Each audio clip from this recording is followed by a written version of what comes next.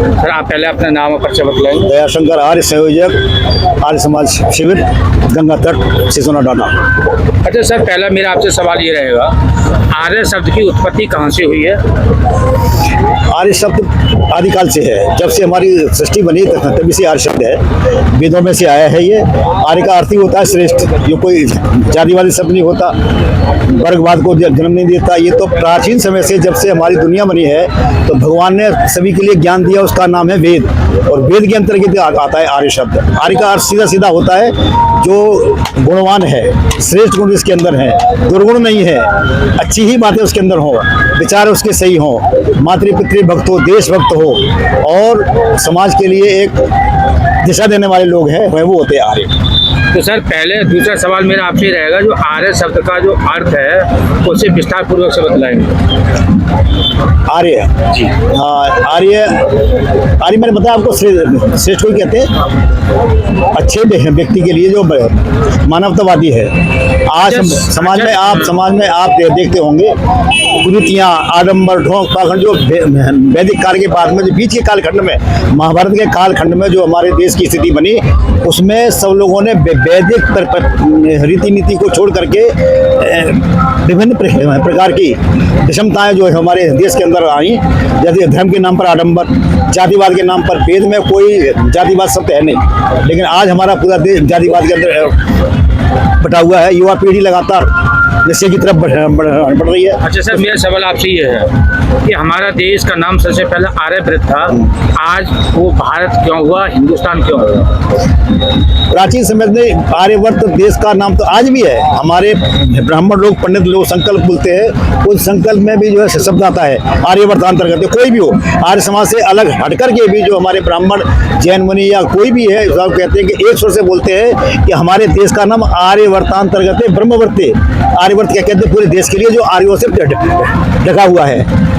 ब्रह्मवर्त जो है उत्तर प्रदेश को बोलते हैं। लेकिन कुछ, जैसे मैंने बताया, कुछ कालखंड के बाद में, जैसे महाभारत कालखंड में सारे विद्वान लोग समाप्त हो गए और धीरे धीरे करके अज्ञानता बढ़ने लगी। फिर लोगों ने मतलब हिंदू शब्द प्रयोग करना शुरू कर दिया। हिंदू किसी वेद में नहीं है, शास्त्र में नहीं है, उपनिषद में नहीं है, ये फारसी के लोगों ने दिया हुआ, जो हमारे विभिन्न मतावलंबी थे, उन्होंने शब्द हमें दिया हिंदू, और आज हम बड़े गौरव से बोलते हैं कि हम हिंदू है। हमारा मूल रूप, हमारा स्वरूप, हमारा नाम, हमारा आर्य ही है। और जब हिंदू है तो लोग कहते हैं हिंदुस्तान है, जहाँ पे हिंदू रहते होंगे वहाँ हिंदुस्तान होगा। जो है भारतवर्ष में तो कोई परेशानी नहीं, भरत हुए हमारे यहाँ राजा, भरत के नाम से पड़ा। दूसरा, भारत कहते हैं साम्राज्य के लिए, समृद्धि के लिए। हमारा देश बहुत पहले से ऐश्वर्यशाली देश है, समृद्धशाली देश है, इसलिए कहते हैं भारतवर्ष। इसके टक्कर का दुनिया में कोई देश नहीं रहा है। हमारे देश ने विश्वगुरु की पदवी पाई। दुनिया के लोग पहले ज्ञान विज्ञान सीखी के लोग हमारे आते थे। सोने की चिड़िया बोलते हैं हम लोग, सोने की चिड़िया नहीं बल्कि सोने का शेर है हमारा भारत। और यहाँ से कितने लोग आए बाहर के, लूट करके ले गए, फिर भी अभी उसका कुछ भाग भी नहीं ले पाए।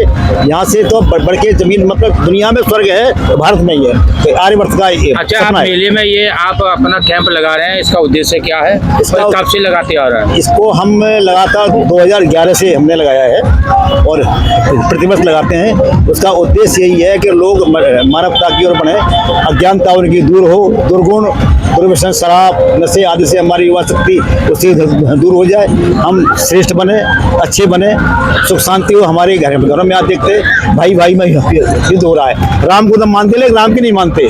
बोलो, एक आध्यात्मिक हमारा देश बने, समृद्धशाली हमारा देश, समर्पण है हमारा देश, विश्वगुरु बने। यहाँ तो आप देख ही रहे, भाई भाई में सब संघर्ष हो रहा है, प्रेम का भाव बिल्कुल रहा नहीं, खाना हमारा सही रहा है नहीं, पीना हमारा सही नहीं है, जहरीला हम भोजन कर रहे हैं, न हमारा कोई खाने का समय है। जो खाद्य पदार्थ जो हम खाते हैं वो जहरीला अन्न हम खा करके हमारे मन मस्तिष्क भी खराब हो रहे हैं। ध्यान प्रेम नाम की कोई चीज़ बिल्कुल रही नहीं है, रोग हमारे शरीरों में फैल रहे हैं। तो आर्य समाज का मूल उद्देश्य पहले स्वस्थ हो जाए। इसका दोषी कौन है? समाज ही है, कौन है जो समाज में जो भ्रम फैल रहा है। जो अच्छे लोग होते हैं, जैसे ब्राह्मण लोग होते हैं, ब्राह्मणों का काम है ये, समाज को दिशा देने का काम, अच्छी बातें बताने का काम, आगे बढ़ाने का काम ब्राह्मणों का होता है। अब उनके अंदर वो ज्ञान, जो जैसे कौन होते थे ब्राह्मण, ब्राह्मण पहले वही होते थे जो गुण कर्म स्वभाव से वेदों को जानते थे, शास्त्रों को जानते थे, ज्ञानवान होते थे। अब जातिवाद के अंतर्गत चाहे वो वेद जानता है या नहीं जानता है, ज्ञान है या नहीं है, केवल जाति उसकी ब्राह्मण है तो ब्राह्मण माना जाता है। अब उन्हें स्वयं ही ज्ञान नहीं है, समाज को क्या ज्ञान देंगे? नहीं, एक ब्राह्मण अगुणों से प्रेरित है, उसको क्या कहेंगे? ब्राह्मण नहीं कहेंगे उसे, सामाजिक तौर पर लोग उसको मानते हैं, लेकिन वो जिस श्रेणी में आता है, मतलब जाति शब्द नहीं है, वर्ग शब्द होता है। वेद ने हमेशा वर्ग का है, ब्राह्मण क्षत्रिय वैश्य शूद्र 4 वर्ग थे, और 4 जो इसका काम होता था, ज्ञानवान होता था, विद्यावान होता था, तो कहते थे ब्राह्मण। क्षत्रिय धर्म इसके बाहुबल होता था, जिनके अंदर शक्ति होती थी, समाज को रक्षा करने का जिनके अंदर ताकत होती थी, उसे बोलते थे क्षत्रिय। सर, मेरा एक सवाल है लास्ट आपसे कि एटा में एक घटना हुई थी, ब्राह्मण और यादव के ऊपर कथावाचक के लिए, और कथावाचक जो यादव थे तो उसका मतलब जो शोषण हुआ, क्या कहेंगे? नहीं, वही बात वही है, जातिवाद का जहर जो हमारे देश में फैला है, ये सबसे ज़्यादा घातक है। आज भारत का दुर्भाग्य सबसे ज़्यादा इसी बात का है कि पूरे टोटल जातियों में देश हमारा बटा हुआ है। तो हमको ये कहना है, सभी जाति समान, सभी जाति महान। हमारा देश जातियों में जो बटा हुआ, उसका दोषी कौन है? ब्राह्मण ही होता, सीधी बात है, ब्राह्मण ही, बल्कि नामधारी ब्राह्मण। ब्राह्मण तो बहुत ही बढ़िया चीज़ होती है।